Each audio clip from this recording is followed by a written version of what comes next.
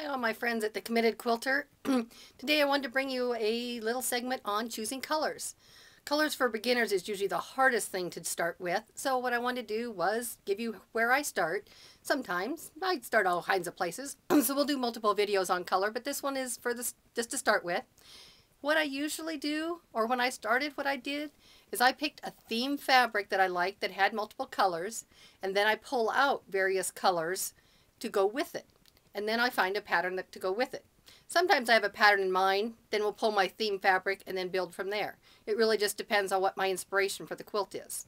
Let me show you, demonstrate what I mean. This quilt here, you can see I actually started with the little tiny square in the middle. This was my theme fabric. It has lots of different colors in it. And from there, I pulled out the greens, the blues, the really dark blue, dark purpley blue. And then I put it into a pattern that is actually out on my website for sale. This pattern is, I use it in lots of different ways. So what becomes the theme of the quilt is how the colors are used, not necessarily how the theme fabric is used. Most of my quilts do not use my theme fabric in the border, although all rules are made to be broken, and sometimes I really do. But again, I just start with a fabric that has lots of color and then build on it from there. I have another example down here to show you.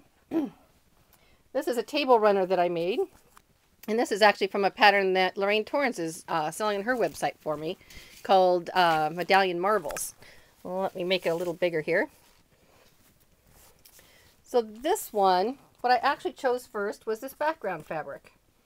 In the background there's greens, and sitting on black there's red and oranges.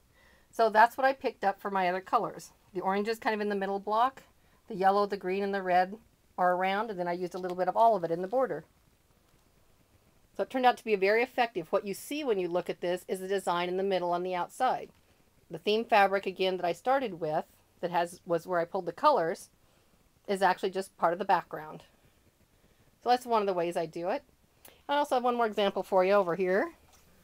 Here's a fabric I purchased a long time ago, and it's got a lot of really bright colors in it. So I pulled some fabrics that I thought would go with it. I like to use a stripe in most of my quilts, so I found a stripe. I found a purple, a real light purple, a blue, a green. Whoop, there's a green I had decided I didn't like, didn't quite get it out of the stash, and some blue. So one of the ways when I'm looking at it, I'll lay the fabrics out all together. And now does everything blend with my theme fabric? This one at the end, I'm not sure it does. I'm not sure that one's going to get used in there. As I look at it, if I take that one out and look at just this group of fabrics, it's pretty cool. But this is really pretty bright, and as I decide on what pattern I'm going to use, I may need to pull in a little bit of maybe yellow or a tiny bit of red. I don't think I want to compete with a theme fabric, so I'm not going to pull a lot of the hard colors that are in there, because that's just the style of quilt that I want to make this go around. Sometimes I do make the real wild and bright quilts, and therefore I pull out the different colors. So it really depends.